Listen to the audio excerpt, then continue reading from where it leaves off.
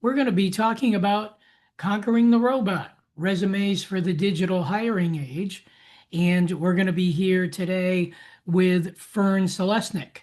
If you're not familiar with our program, we are 50plusjobseekers.org. We support and assist people in the 50 plus demographic who are unemployed, underemployed, or looking to shift careers.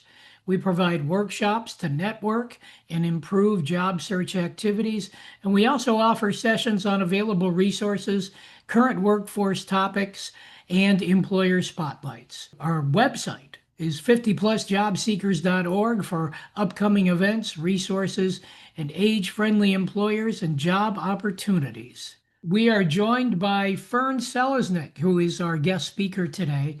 She is a career counselor, resume writer. She has over 20 years of experience with serving individuals and organizations. She owns Fern Selesnick Consulting, career counseling and resume services, and she also provides services to businesses too. She's certified to administer the Strong Interest Inventory through GS Consultants and is a member of the National Career Development Association. Hi, everybody. Thanks for your patience. I'm Fern Selesnick. I'm so glad to be here. I'm going to, in just a moment, show our presentation on the screen. But before I do, I just want to say, please feel comfortable asking questions. I will be checking regularly for them, and Eric will tell me about them as we go through it. And we can get started. Again, I'm delighted to be here. We're talking about conquering the robot, resumes for the digital hiring age. And here's what we're going to cover. A very brief history of resumes, resumes for the digital hiring age, resume strategies and solutions, resumes of mature workers, and resources. So let's start with a really brief history. Actually, Leonardo da Vinci is credited with inventing the resume in 1492. That was a big year. But it actually wasn't a resume. It was more of a letter of introduction. He just basically was an artist who couldn't make a living, so he went and wrote to the Duke of Milan for a job. And that letter of introduction is the kind of resume that he sent. And moving on in time, between the 1500s and the 1800s, letters of introduction were used, but having someone vouch for you worked best, which is actually still the case today. In the 1930s, more people began sharing details about their experience in education, the information used in a resume.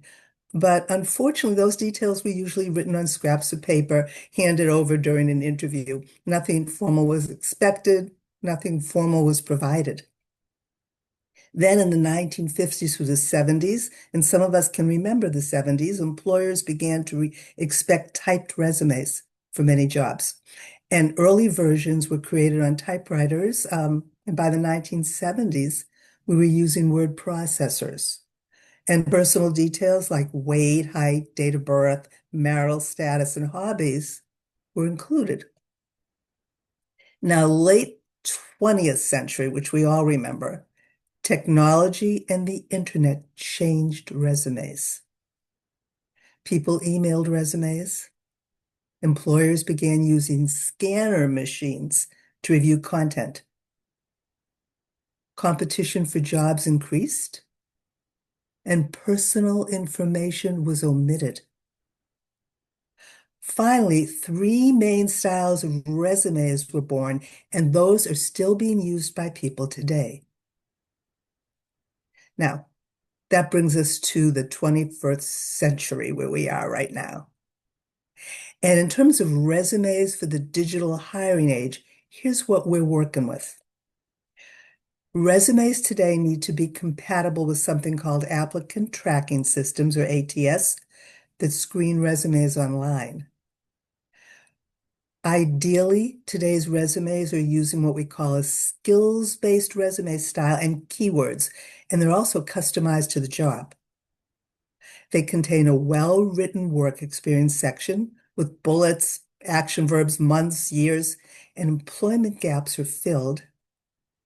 And they highlight achievements, awards, promotions we've gotten, any dollars, numbers, percentages we can provide.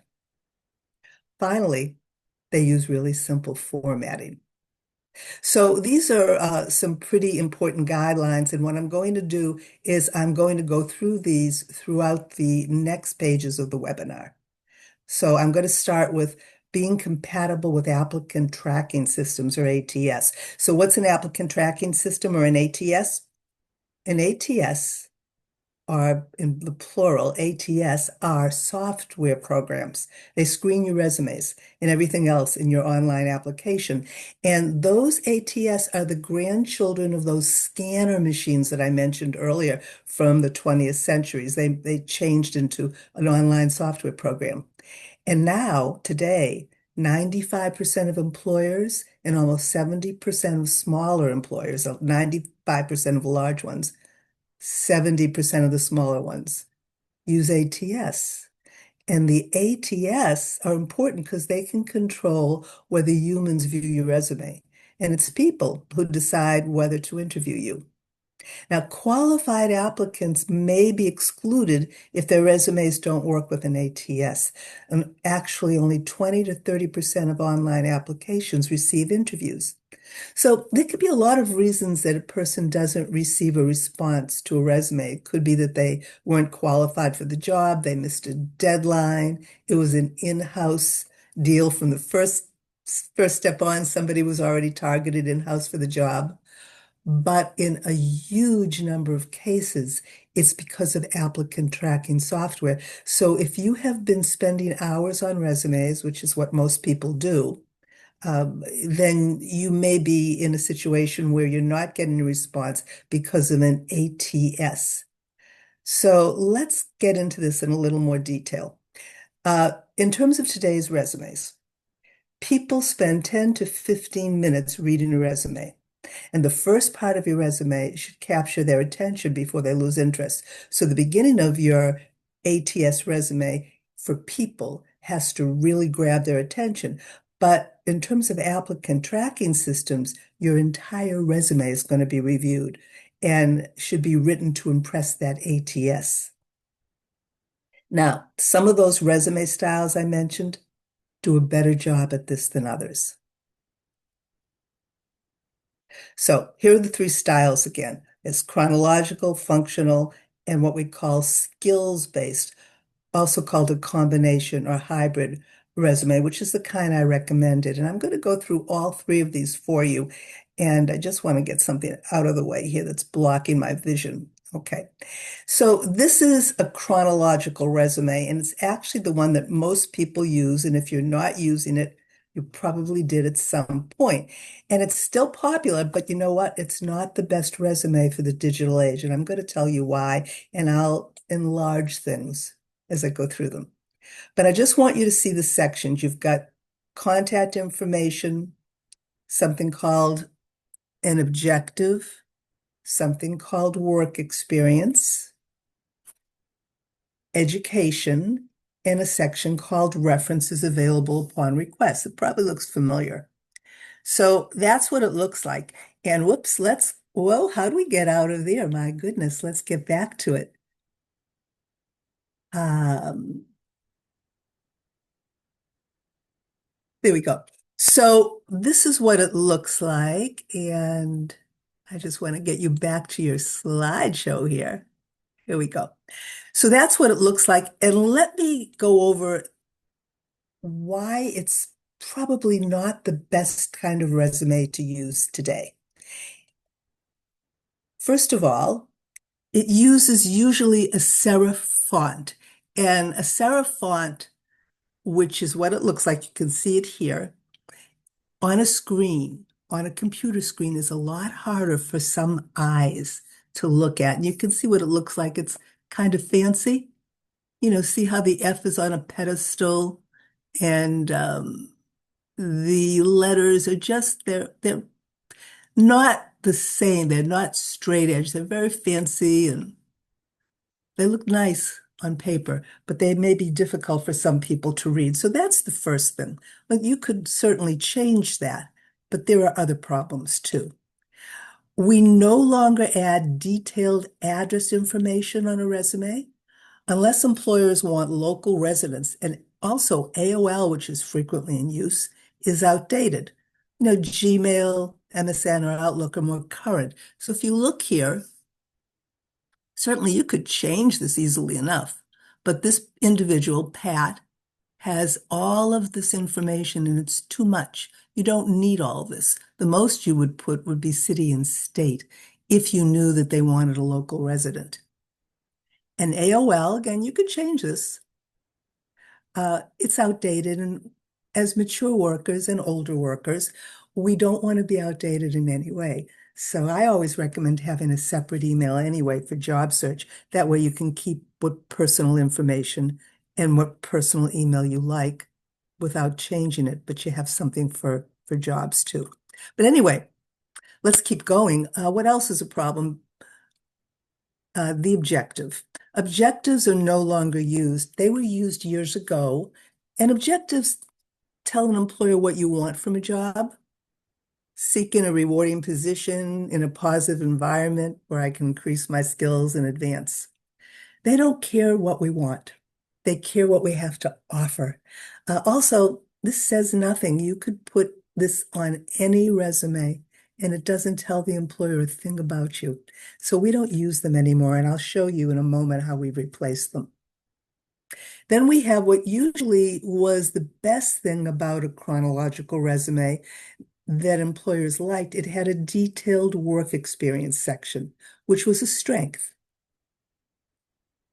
But those long paragraphs, see how they go on, can cause human viewers to lose interest. Because again, people spend 10 to 15 seconds on a resume, and if it's hard to get through a paragraph, they're going to move on to the next resume. So that's kind of a problem. Also, ATS searched for months as well as years. Years ago, we told people that they didn't have to put the months on, and they didn't. In the beginning, it wasn't an issue. But today, employers want to know how many years of experience someone has in a particular line of work. And if you don't have months on there, the ATS, which is programmed to look for that, will bypass your resume. So that's a problem. Now, that's a very old job.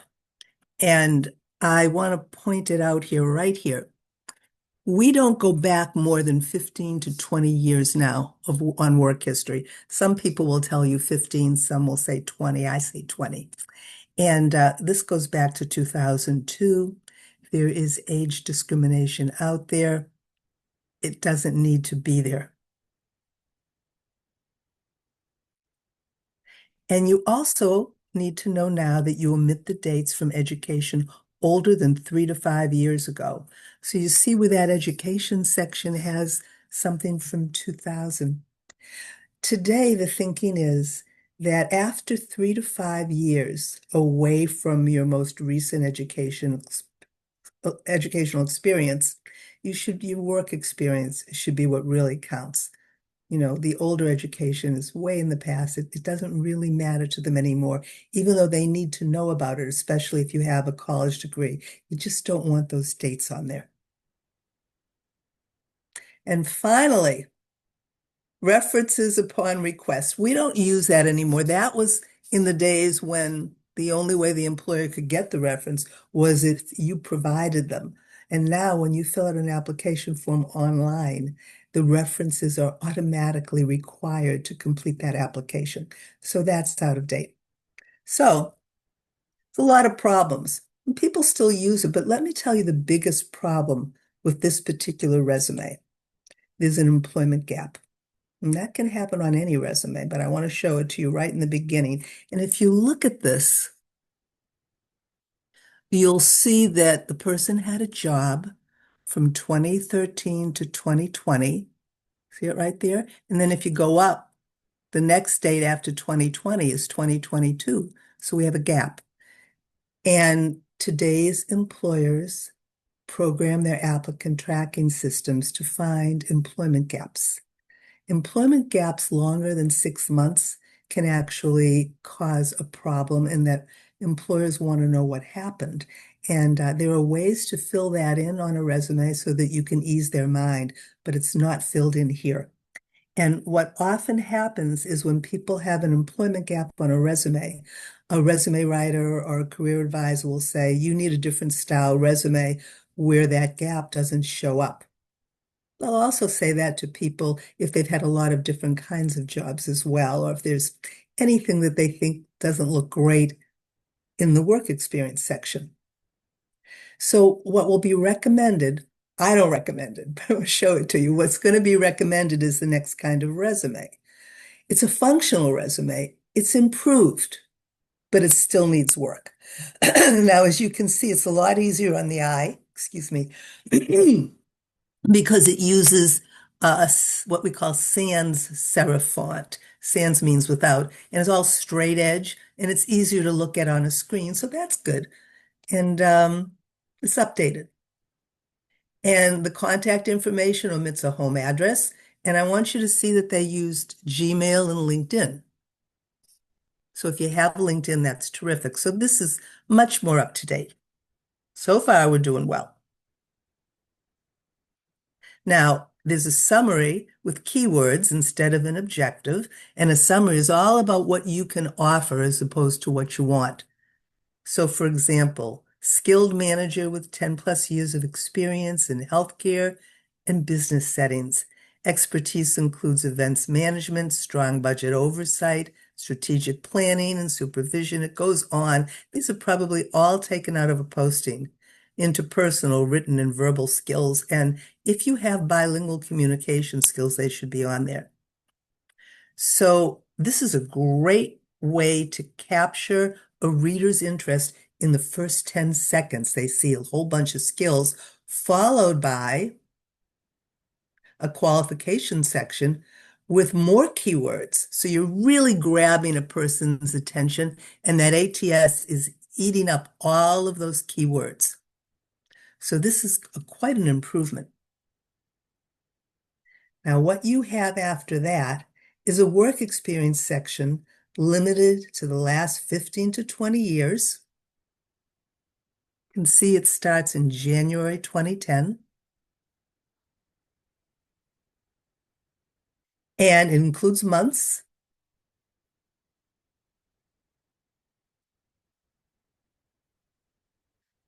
And there's no graduation date down at that older education. And as a tip, you can omit your high school equivalency or diploma if you have a college degree, but not dated. So far, so good. All right, what are the problems? Well, before I get to that, one more good thing is it omits references upon request. But one problem is there's no work activities listed. Okay. The reason that some resume writers recommend this resume style is they say, well, you got that gap there, so let's really impress people by having a terrific summary and a terrific qualification section. And by that time, they're going to want to interview because it's so good. Well, unfortunately, that's faulty reasoning because employers will notice this and they don't like it. Surveys show that it's their least preferred resume style. I do not advise it. All of those terrific things that this person did on the job are missing, and there's no way the employer knows what they actually did, and they don't like that. Not only that, remember that applicant tracking systems go through your entire resume, and the applicant tracking system is not finding any keywords. And this resume will have less keywords than that of a competitor who put in the details. So this is a real problem style, and I don't recommend it. And not only that,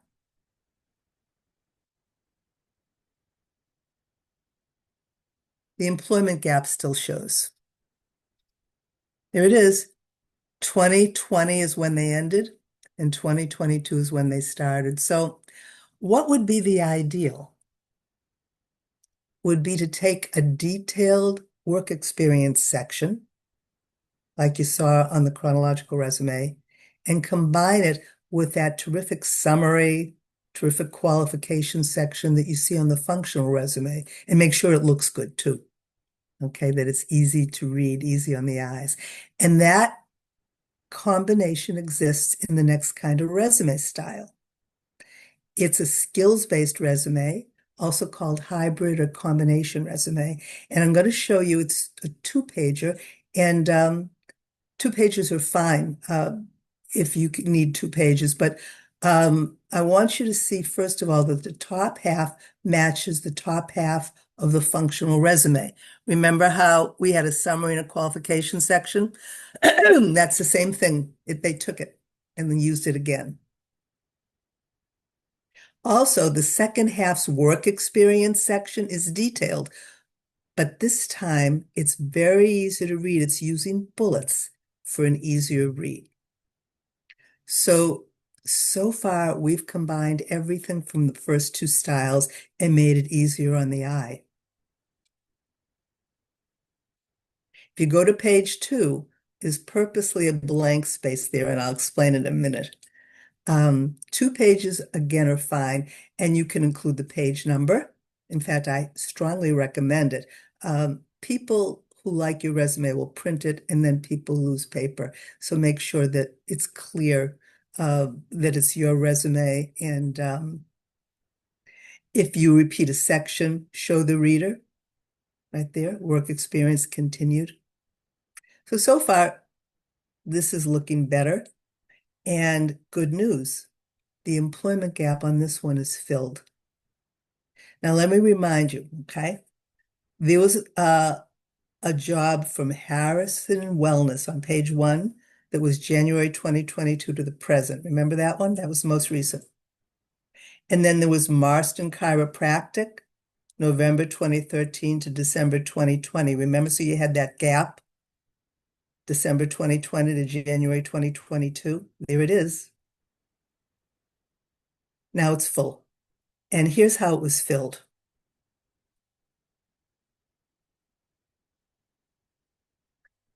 Richard Lane, Springfield, Mass. Was a family member, and this person, and this should be a parenthesis there, my apologies, was a caregiver.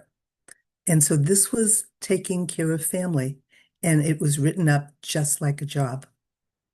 Managed all aspects of care for elderly relative, coordinated appointments, oversaw implementation of at-home treatment. It's written up like a job. You can have something that's volunteer work as well, or if you have recent education on the first page, that will help. But make sure it's full. If you can work in an industry where you actually want to get a job and volunteer there, that's the best, but just have something instead of a gap. So that's how it's been filled, and we have no gaps. So the conclusion here, and I'm going to open this to questions in a moment, is that a skills-based resume style is best. It's ATS friendly. You know, there are keywords that can be used in the summary, qualifications, and work experience sections. It's people friendly. Employers and recruiters appreciate the keywords, the detailed work experience section, and it's easy to look at. It provides a lot more keywords than other styles. It's deliberately inserting them, and it has a well-organized, detailed work experience section. So that's an introduction to those 3 styles. And whoops, what is that? And what I want to do is I want to check your chat and see if there's any questions here. I'm not seeing any just now, Yeah, so although, far I don't see any either, Fern, okay. but people are welcome to, of course, you can unmute and ask a question or make a comment or put it in the chat. One thing, just as I just want to kind of reinforce what you're talking about here, Fern, especially when it comes to those employment gaps. As a human resource person, I would sometimes see on a resume where an individual would just put for a gap, it would just say, April 2020 to January 2022 unemployed. It's like, no, No. don't do that. I mean, that's another red flag to, to employers that what the heck was going on during that time. Um, Mhm. but if a person, how would you suggest that a person word that they were on a leave due to pregnancy, for example? Would you word it the same as similar to what it was for the caregiver role there? Well, that's a great question. I'm actually going to give some examples of how to fill the gap. But when it is a medical issue, and Yeah. certainly pregnancy is not a health problem, but it is a privacy issue in terms of family status and not sharing that, there is a way to say medical issue. And then to add that you are fully available for work and seeking employment. And I'm going to show you an example of that. Oh, okay. Um, Okay, Okay. great. The only reason I wouldn't list pregnancy, and I also talk about doing this in cover letters too, again, is you don't want to voluntarily reveal your family status, which is actually an equal opportunity employment law, as you know, of course, you know more about it than I do because of your HR background. Um, but there's definitely a way to do that, and it is a concern that many people have. I think the balancing act there is to say enough to ease the employer's concerns Yeah, without divulging personal information. And, you want to maintain your privacy. yeah. So does that kind of address it for It you? does. Yeah, yeah. Thank you. Okay. And I'm wondering, thank you, that was a great question. If there's another one in there, the best way to add experience with AI prompts. Yeah, Ah, I love hearing AI questions.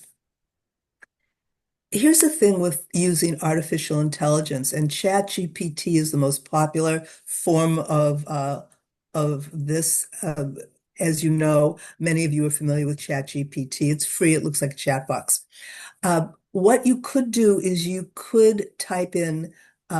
You could either upload your resume, and if you do that, remove all contact information, the names of all the employers, and your name and address, etc., because we don't know where it's going to wind up. But you could upload your resume and say, insert the following job in the style of this resume.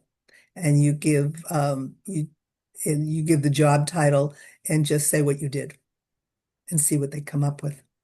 Now, I will tell you that you need to be aware that this is only an edit that they can give you. You can never really trust to use Chat GPT or any AI's wording as is for the following reason. They make things up. The things they make up, including accomplishments, may have nothing in the world to do with what you did or what you achieved. So that's very concerning. But what you can do is you can look at it, and if you don't like it, you could say, this is good, but take out the accomplishments that you listed. They are inaccurate. Just say what I did, and they'll redo it for you. So you need to go back and forth and think of them as a well-meaning assistant who requires close supervision. That's how I regard them. I hope that answered that question for you. Let me see if I have any others here.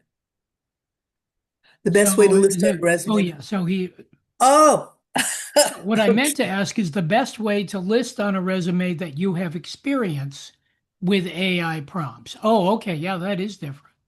well, you would have a section of qualifications, and you would list on that section artificial intelligence prompts. Are familiar with artificial intelligence. What I would do, though, to get the wording, because I have not had to add that to resumes yet, is I would go to AI and I would say, what is the formal terminology to list experience with AI prompts? And see what they say is the best terminology to use for keywords. So I hope that helps. I hope, did that answer your question? Okay, Yes, it did. Thank you.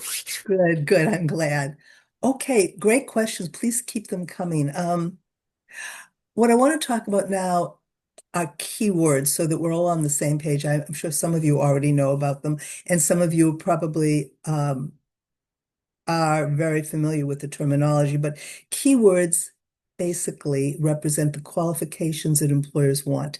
These include skills, education, and industry terminology. So employers and recruiters program ATS to screen resumes for specific keywords. And the more keywords in your resume match what an employer wants, the greater your chances of an interview. So you can identify the keywords employers want from job postings. Uh, so you can identify these from both paid and unpaid experience. And the reason I have it in is not just because somebody may have been volunteering or caring for loved ones as unpaid experience. But also, if you are changing careers, you may need to go back to life experience or volunteer experience related to your new career. So, paid employment, volunteering, caretaking, and school are just some of the many sources of keywords. They all provide skills that you can transfer to your next job. Now, transferable skills, once again, are especially important for changing careers, so use them to strengthen your career change resume. So here are some examples of keywords employers values, and I'm wondering which ones can you use. So there's going to be a lot here, and then I'll give you some resources later on for more. But here are some keywords for people skills.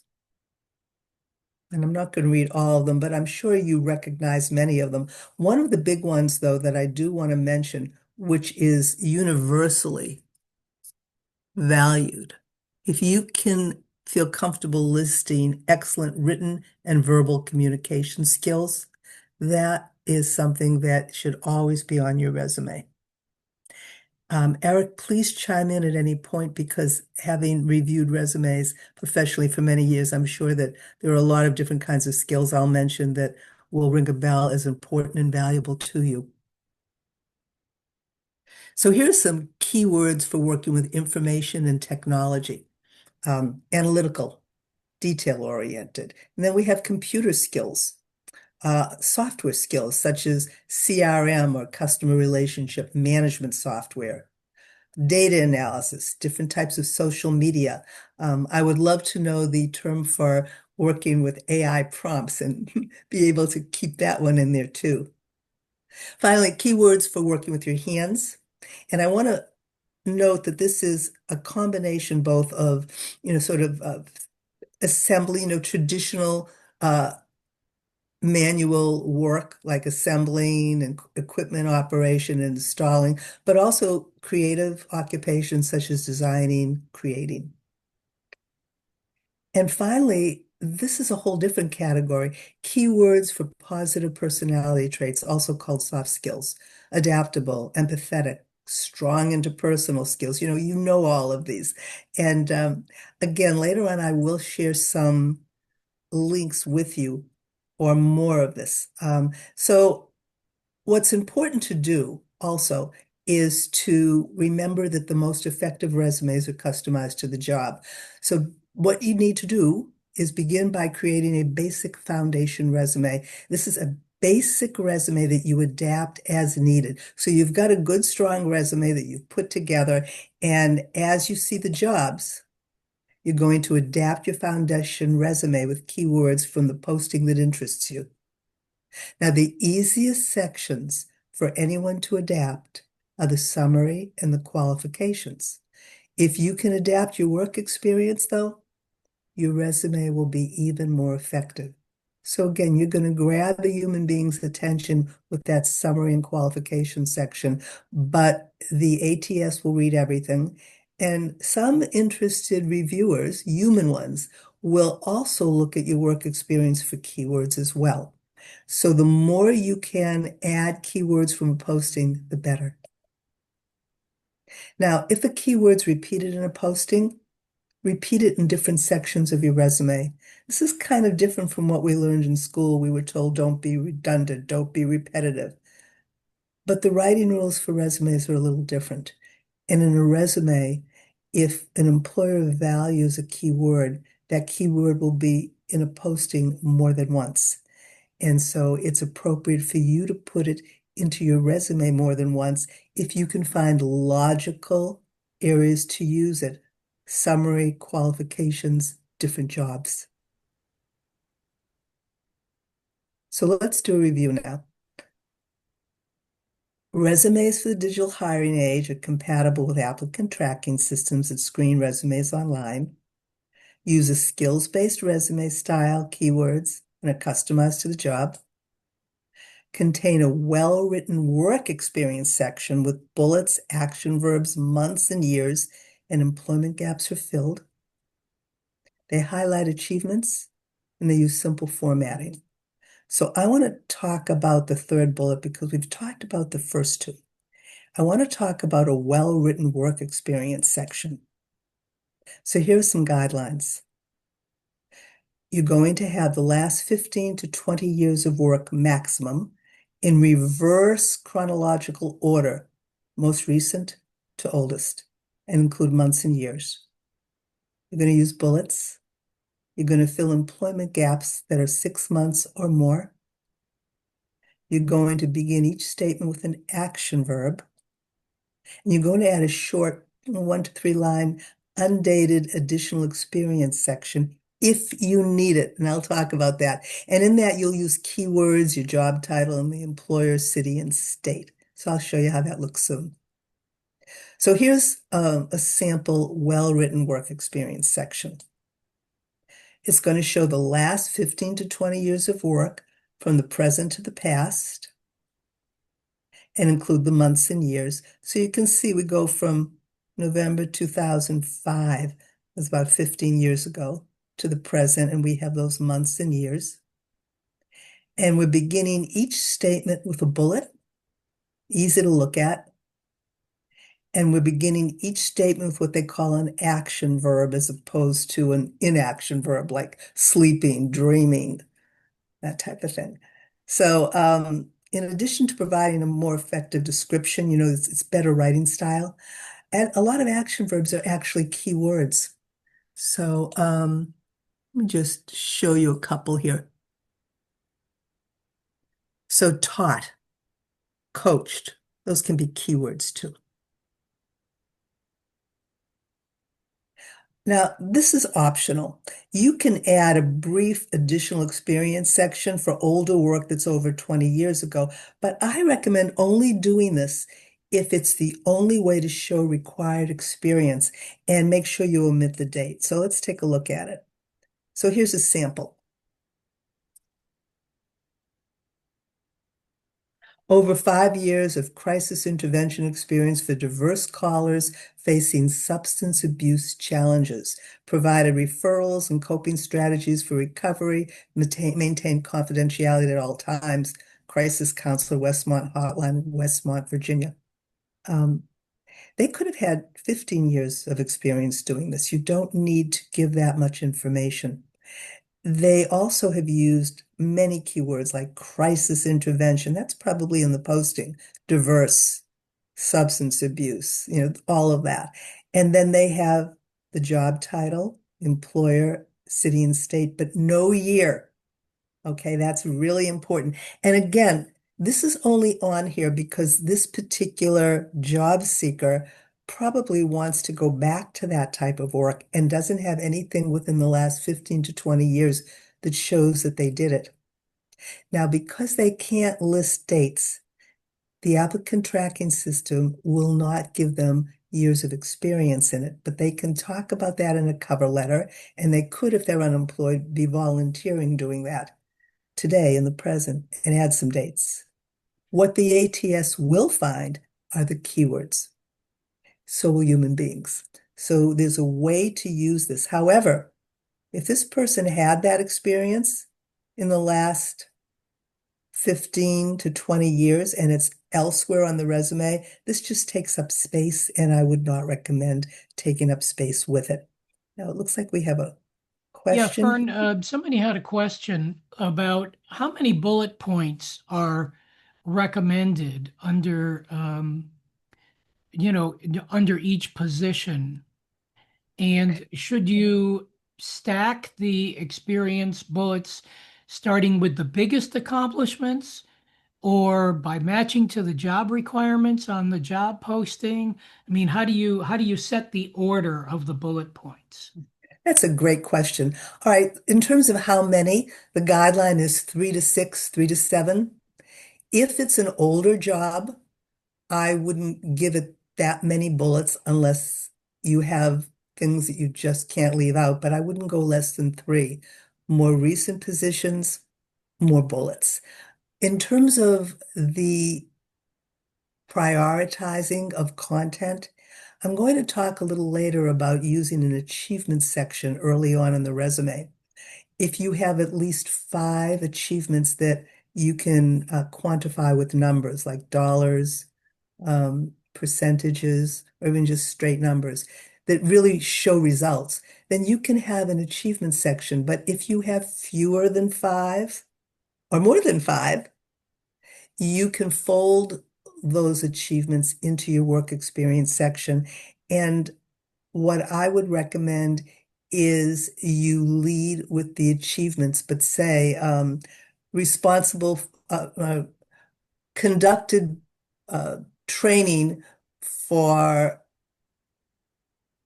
200 um, new employees quarterly, achieving outstanding 100% score on customer satisfaction, something like that. So you've got some numbers in there, and the achievement was a 100%. I hope that gives you an example of that. It's an excellent question.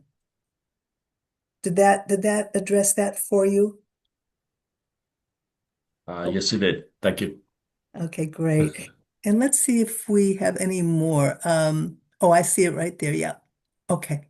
All right then. So we're going to keep going.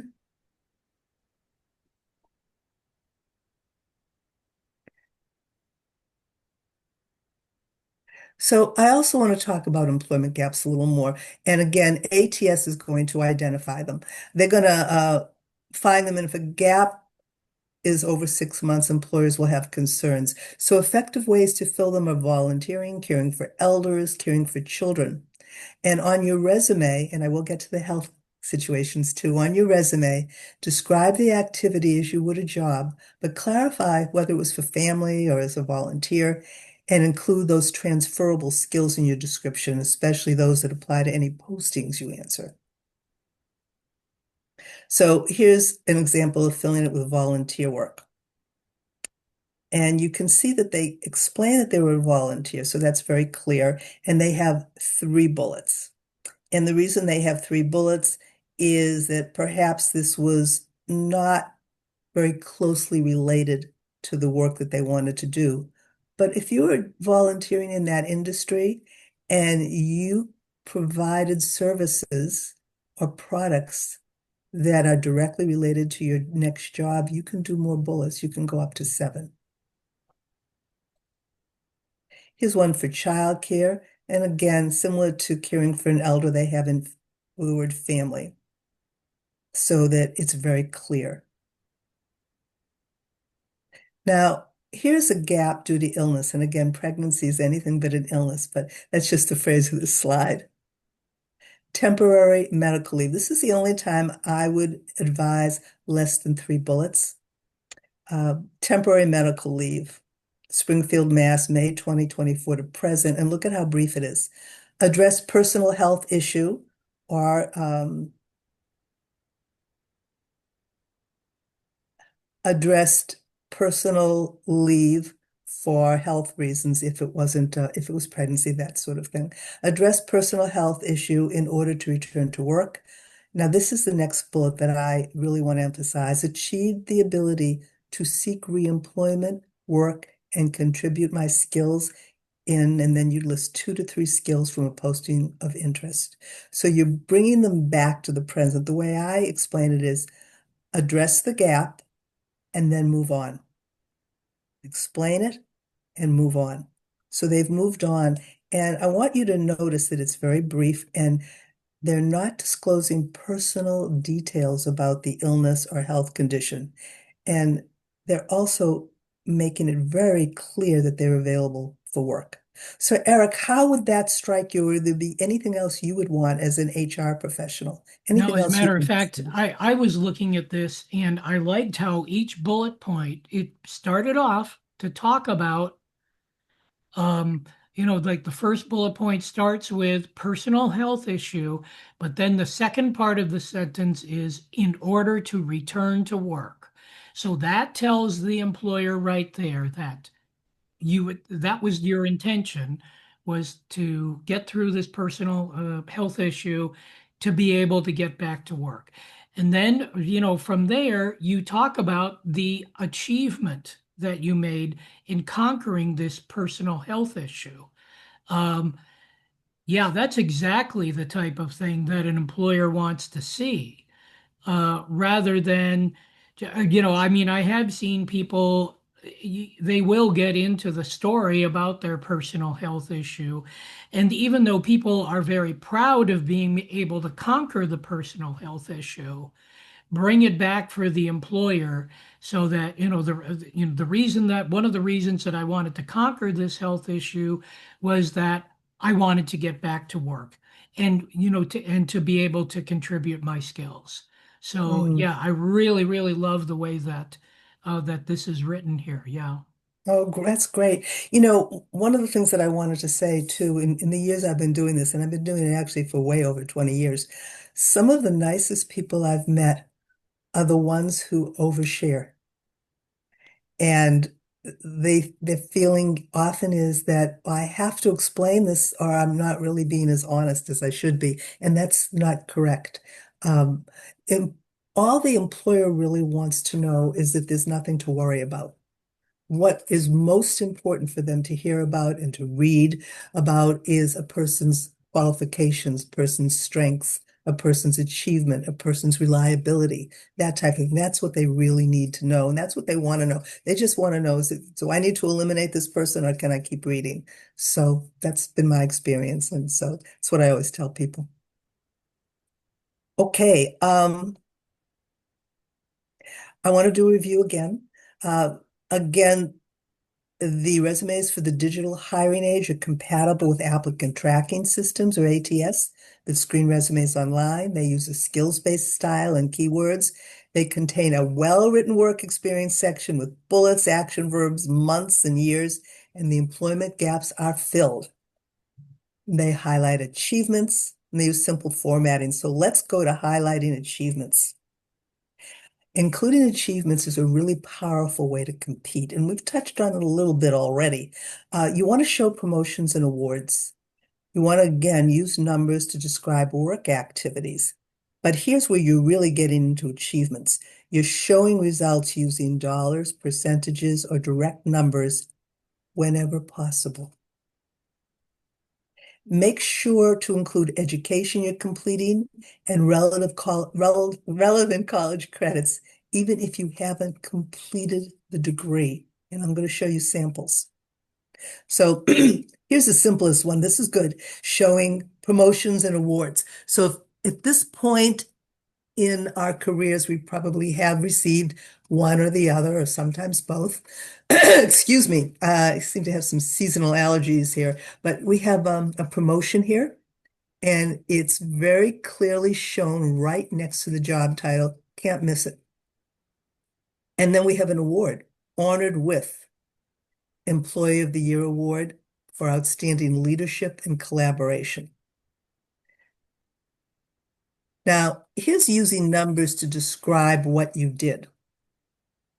And I'm just going to get the bullets here and then show you what I was referencing.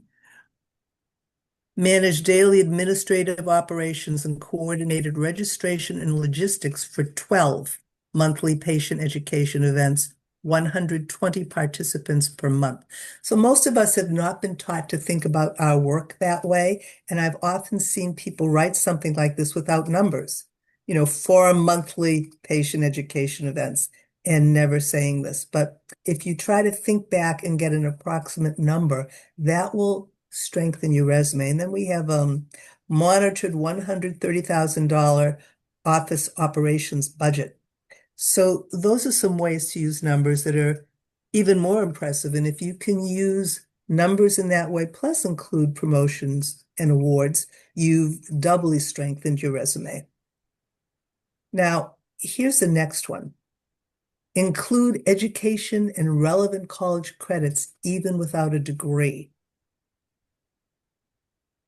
So here we have 6 credits, Business Administration, Holyoke Community College, January 2022. And you can do that actually in the older education section too. And I can't tell you how many people I've seen who said, yeah, well, I almost completed the degree, but I was short 1 semester, or I was able to complete 2 semesters, but I didn't get a bachelor's degree. Include the credits. You earned them, you worked for them.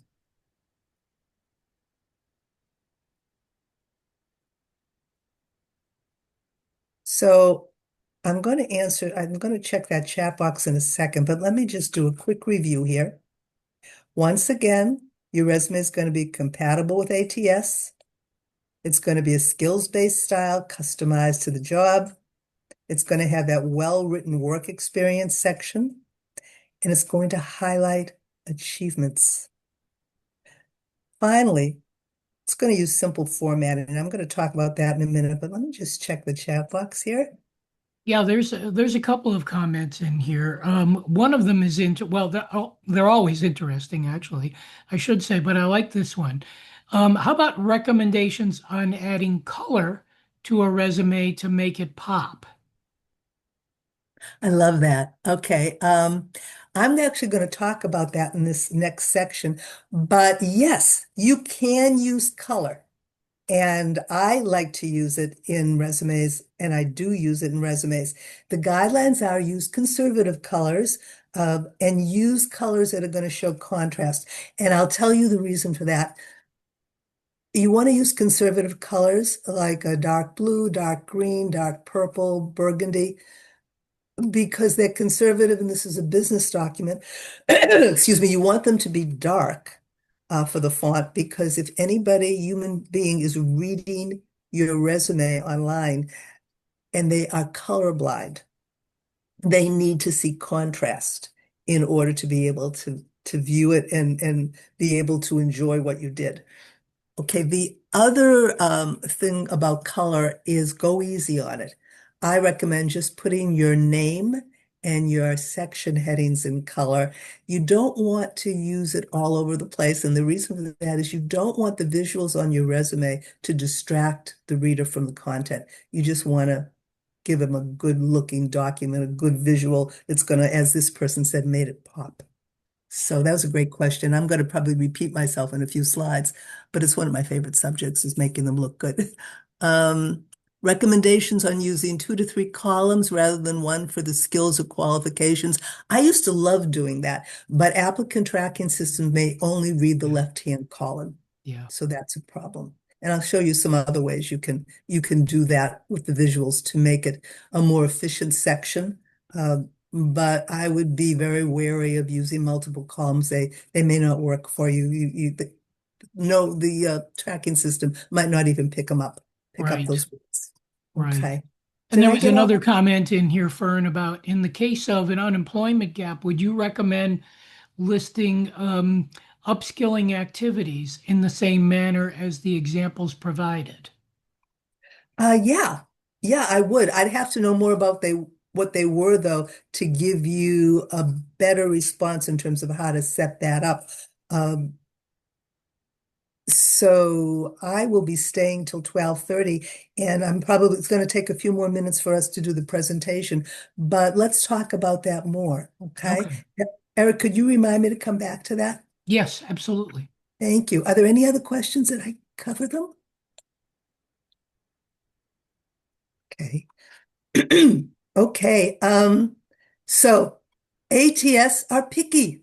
Mhm. And you need to keep your resume simple or it may be ignored. Remember, a lot of resumes are ignored by ATS because they don't have the keywords or the months, but they can also have everything you need. The content could be perfect. You got the months, you've got qualification section, you got all that, but the formatting could be problematic. and the software that's screening might not be able to process what you've submitted. So this is a very frustrating thing for people. And the guideline is keep it simple. Avoid, and there's a list here, avoid templates, avoid tables, avoid text boxes, avoid columns, avoid shading, avoid photos, graphics, images, symbols, except for that round bullet. They can deal with the round bullet. Live hyperlinks, the blue ones that take you to the internet, and avoid unusual fonts because the ATS may not be able to process them. Read the instructions on your actual application form on that posting when you upload your resume, because they're going to list the formats they'll accept. Microsoft Word documents will be a big one. And the newest Microsoft Word document you've got in terms of versions of Word works best. Now, I know people love PDFs. I like them too, but do not upload a PDF to a website unless the instructions you're reading list PDF as a format they'll accept. It doesn't always work. And the reason it doesn't work, believe it or not, is the PDF, in trying to protect your content, will treat the ATS like a virus. PDF stands for portable document format. I call it paralyzed document format. It's fixed, okay? And some ATS on newer ones, newer models, will be able to be recognized. They'll be set up so that it's recognized. It'll be able to recognize the PDF, but that's not always the case. So be careful. Only upload a PDF if the instructions from the employer say you can. And finally, don't place contact information in the header or footer. The ATS won't find it. I had a client who loved using the header and footer. They just loved it, and they had to change all their stuff. So that's the first part of being picky. But here's a common question which could have been asked by the person who asked about color a few minutes ago. If I follow the guidelines in this webinar, my resume will look boring. Won't that hurt my chances of getting an interview? No, it won't. Special formatting doesn't usually help people obtain interviews. ATS does not select resumes based on appearance. Remember, it's software, it's a robot, it has no feelings. Okay. Employers and recruiters are also actually more interested in your qualifications and achievements than extra touches. So they might say, this is a beautiful resume, but they might still not be interested because they're not seeing what they need. However, and this is a big however, sometimes an attractive resume builds confidence. And I'm a big believer in that because job search is tough.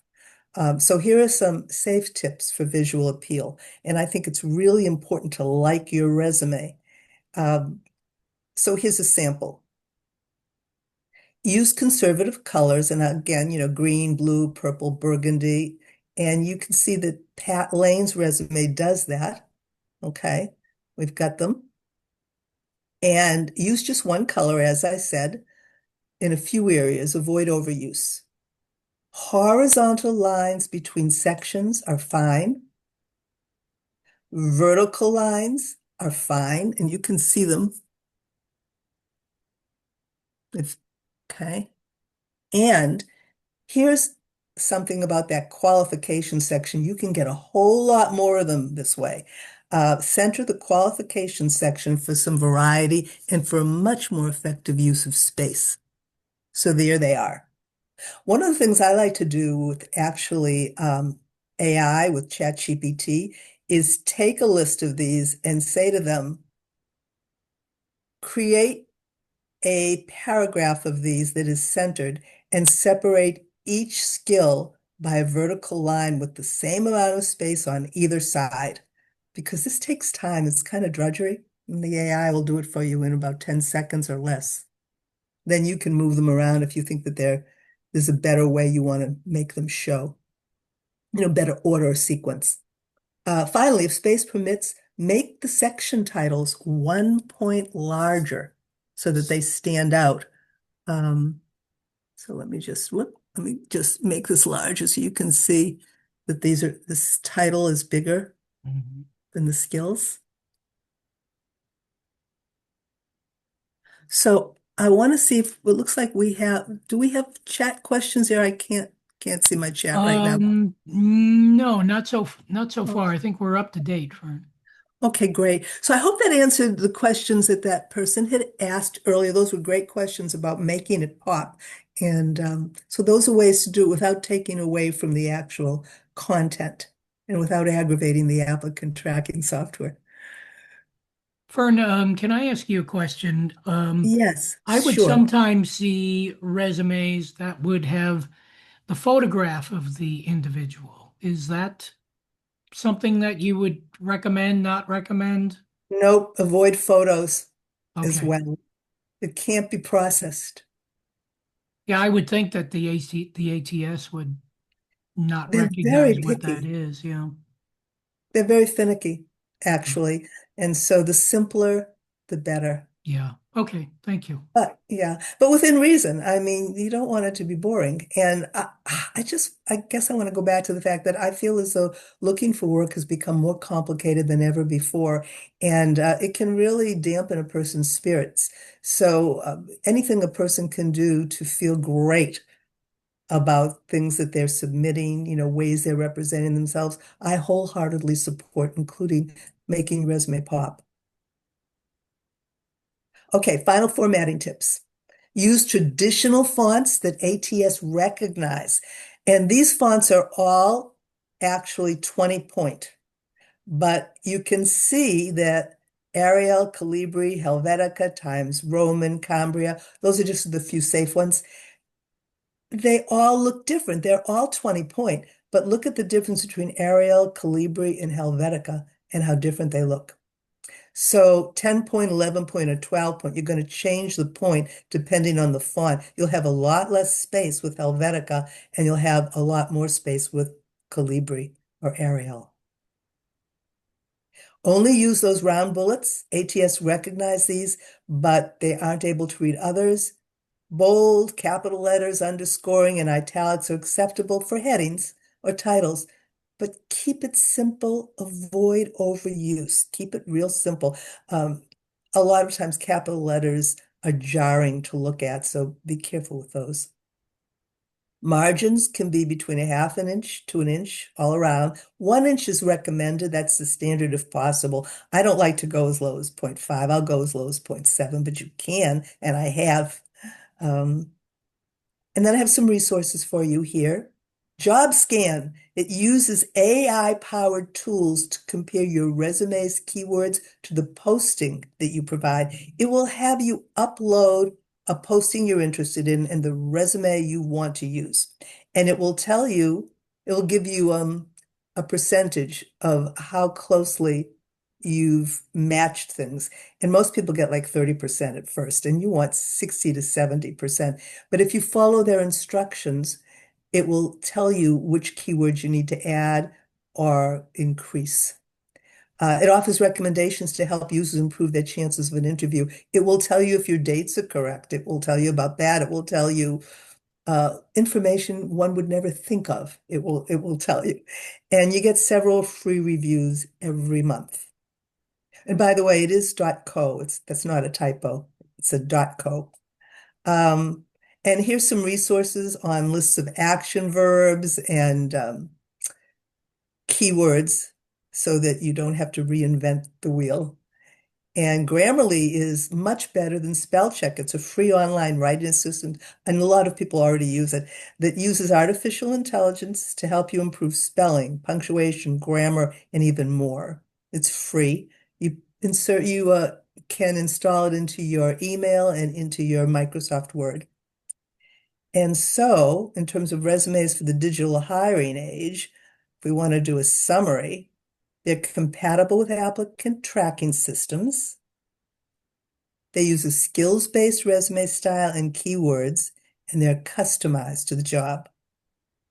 They contain that well-written work experience section with bullets, action verbs, months, and years. Employment gaps are filled. They highlight achievements, and they use simple formatting. So, this is where I really ask for some participation. we have covered a lot. And I always ask people, how will you conquer the robot? And not only are Eric and I curious about what you'll take away from this, it's been found that when adult learners verbalize or write down what it is they're going to do with the information, they're more likely to do it. And of course, you know that this is going to be valuable for everybody else in the room to know what your takeaway is. So if people could uh, do some entries here or verbally, and I'm just going to check here and see the chat box. Yeah, there And was one comment that yeah, somebody okay. made here, Fern, about Yeah, the while people are center. thinking, yeah. Yeah, does the centering the qualifications section decrease readability compared to left justified?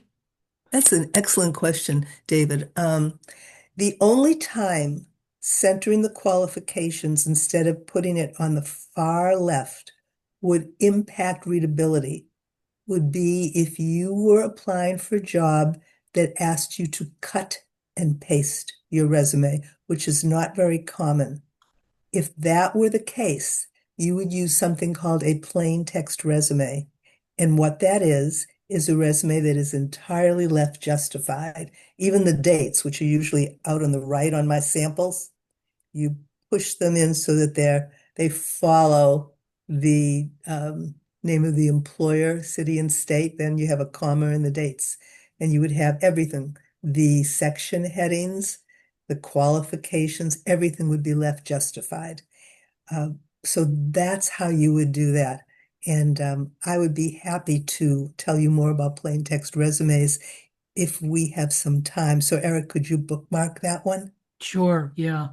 Thank you. Um, the other question, that we were going to go back to was about listing upskilling activities while you're unemployed. Yeah, Um, how if I, how would you list that on a resume? well, I guess I'd want to know a little bit generally of what the upskilling activities were, and then I could answer that well, much more effectively. What were the actual activities?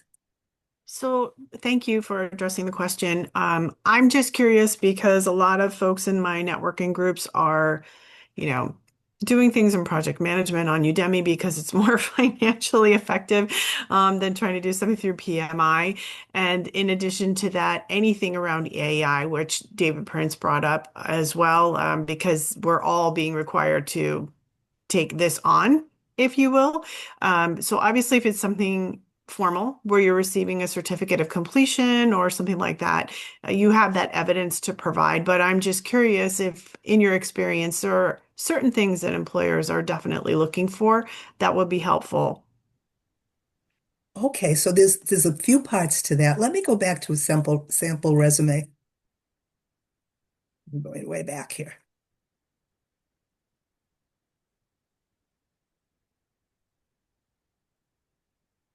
Oh my goodness, it's way at the beginning. Okay, this is your skills-based resume. What I would do in a skills-based resume, getting all kinds of things popping up here. Okay, prior to the qualification section, I would have a recent education section here, and I would just call it education. And if I had a recent education section, which I'll talk about again in a second, I would call the education on the second page additional education. And under recent education, and I know I had an education section somewhere else, I would put down colon and then the name of the course and the anticipated date. And I believe I had a sample of that, didn't I? At some point? I'm not seeing it. It might have been under achievements. Yeah, that's what I was thinking. Yeah, and Yeah, we do have it. yeah, um, It was under giving yourself credit. yeah, Here it is. yeah. So what I would do is if there's a title, or if there's a certificate that you received or you're receiving, I would put it on there and I would put project management, if that's what it is, and Udemy. and how many hours it is, since unless they give credit, I don't know if they do. And then if you've completed it, just put the completion date. If it's anticipated, put it as anticipated. Does that address the question? Yep, yep. No, that's it. That sounds great. But there was Um, more. There was more to that question. I believe it was, what are employers looking for today? If there's anything that you know of specifically, for me, especially around AI, because the topic is so broad and it's changing every hour. I know David mentioned working with prompts and whatnot, but if there's anything that you've heard of through the grapevine that you could share with us, that would be very helpful. I'm thinking about that because that has been coming up in my conversations with individuals as well. And what I would do, I can't answer you off the top of my head because it is changing so quickly. As recently as 18 months ago, I would just simply say, make sure that you have your technology skills on there. And if you are working in an occupation that is closely watching people's technology skills. In addition to qualifications, I would have a vertical line, or I might say core competencies, that type of thing. I would have an additional one that says technology skills. Now, that's for someone who's not in the AI or technology related field. And but is in an occupation where they are requiring specific types of technology. If you are in an occupation where AI or other technology related competencies are strongly required, I would put down technology skills first and then core competencies second. And I would actually research that particular industry in depth. Right now, to tell you the truth, the best way I can think of to find out which technology skills are most highly desired by a particular industry is I would go to ChatGPT and I would say, provide me with a list of the most in-demand technology skills for a position as a or in the industry of, and I would get it straight from the source. I would get it from AI because the federal and state databases, and there are many out there that talk about what employers want, are just starting to catch up and they may not be as up to date as going directly to ChatGPT, which will dive right into the internet and grab the information that is from this week, today, a few hours ago. So that's what I would do to find that information. So did I catch your questions, all of your questions? Yes, thank you very much. I appreciate all the time. Of course, my pleasure. Anyone else? Did I miss another question that we said we were going to come back to? that was all that I had, Fern. Um, Plain text. A I had a plain, question. oh yeah. Yeah, go ahead, Dave. We've always been taught to, and for years, the summary, starting off with something like you have right there on the screen, skilled manager with 10 plus years of experience. If we're trying to, I mean, obviously they can tell how old we are to some degree from the resume itself. Should we be listing the number of years in the first line of the summary? Uh, or should we be actually, I mean, it's good to identify what your role is, but should you then immediately jump into like the expertise? I'm a skilled manager with expertise in events management. This is sort of get closer to the root of or to the point of stating I can solve your problems now rather than the it feels like the first line of the summaries are needs to change because the environment is evolving to that problem solving type of requirement for candidates. Uh, I If think that you're makes sense. Sorry, that was a it little makes bit all perfect over the sense. place. No, no, it was very clear. And it's an excellent point that you're making because, again, as the person previously just said, things are changing very quickly. Um, I think that whether or not you choose to put in the number of years is optional. I think that when you weigh things out, it may or may not make a difference depending on the reader. So it's a matter of how you'd like to word it. If you or anyone out there feels more comfortable jumping in with um, expertise in, or skilled manager with expertise in, uh, with strengths that combine, that type of thing, you can do that. The other thing you can do if you want to make this summary, which is also called a profile, you can use that title. If you want to make it even more effective, you can put the name of the job title here instead. If that's a job title, you can claim that it makes sense based on your experience. So let's say let's use this again. Let's say you were project manager. You might want to say accomplished project manager or results-oriented project manager, or you could just say project manager. And you could say skills and experience, or highly skilled and experienced in, or strengths in, or however you want to say it, and jump right in without the number of years. So you can play with this.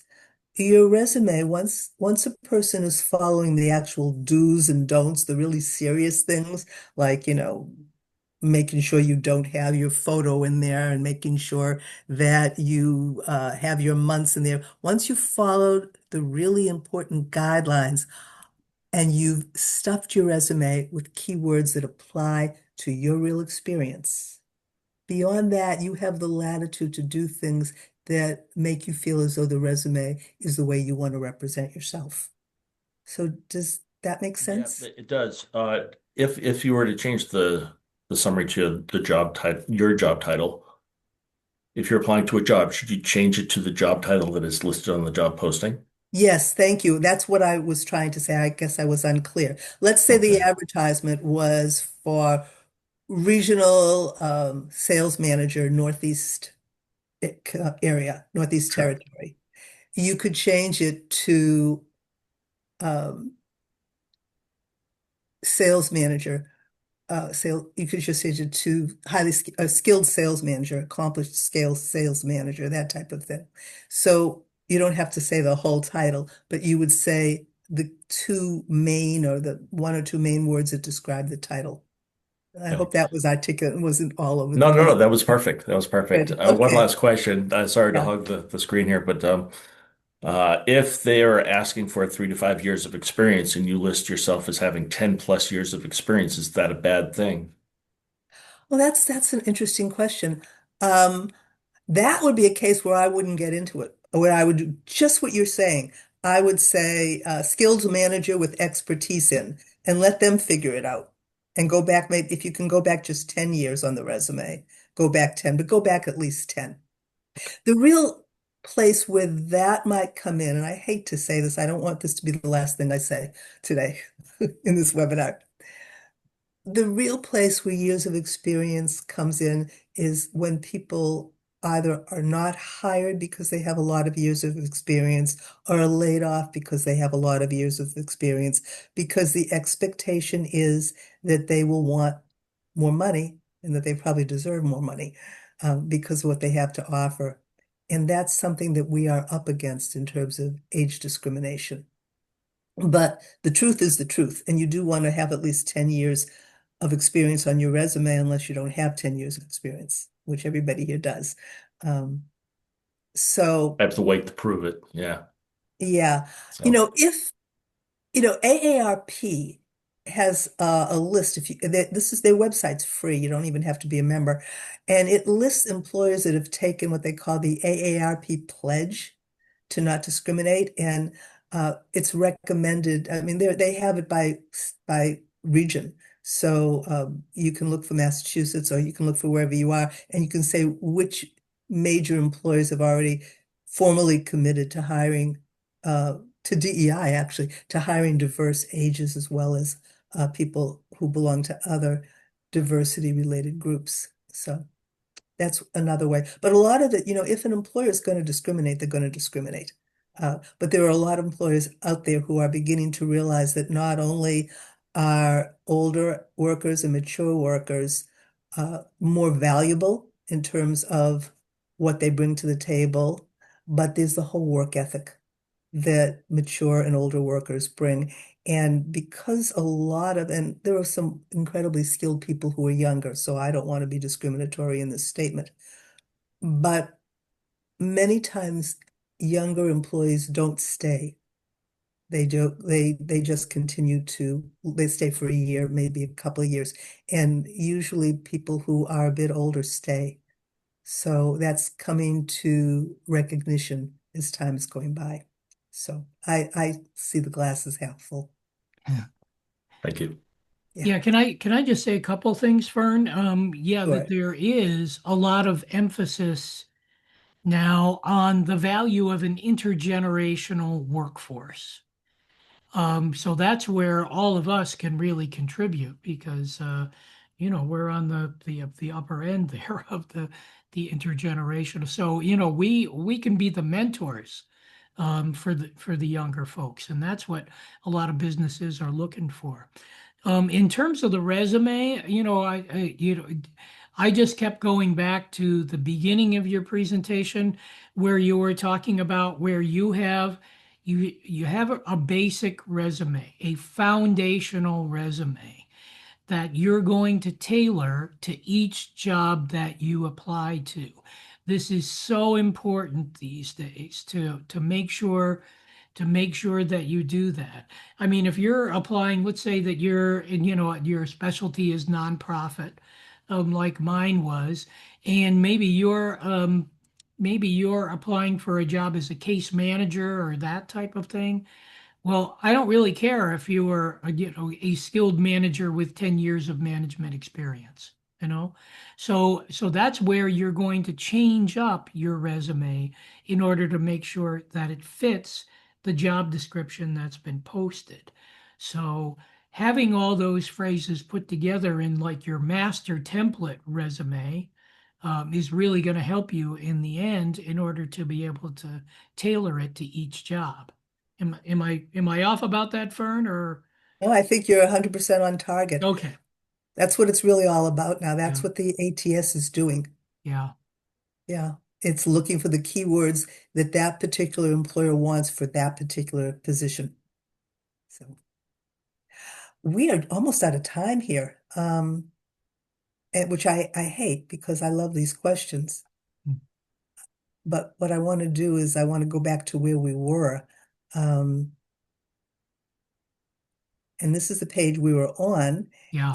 And what I wanted, well, actually, before we close, Eric, is there anything else that you would like covered before we do some wrap-up slides? No, not in terms of and I know that Fern has a couple of wrap up slides here too, but I would just like to say thank you first of all for being here. And we always appreciate seeing people. And if you know of people that are looking for employment and this has been helpful, let them know about us and our website at 50plusjobseekers.org. There will be a survey after you click out of Zoom. It's really going to pop up this time, I swear. With that, you can take that'll help us to know how much you enjoyed the presentation. It is anonymous. And there's also a spot on there where you can leave comments. So if you have ideas for other topics that you would like to see us cover, we always welcome those. So I'm going to hand it over to Fern here so that she can close us out. Okay, well, first I want to thank you, Eric, for having me. I want to thank each of you for your time here. And for those of you who had questions and comments, you really strengthened what happened today. I'm sure that a lot of what I was able to address through your questions and comments was very useful to everyone. So thank you so much for that. Um, and what I wanted to say is, this is just how you can reach me. This is the work I do. I do career counseling and resume services, including customized resumes, cover letters, that sort of thing. I'm not going to go into it a lot, but this is how you can reach me. And Eric, I'm going to send you a handout to distribute, an updated handout to distribute.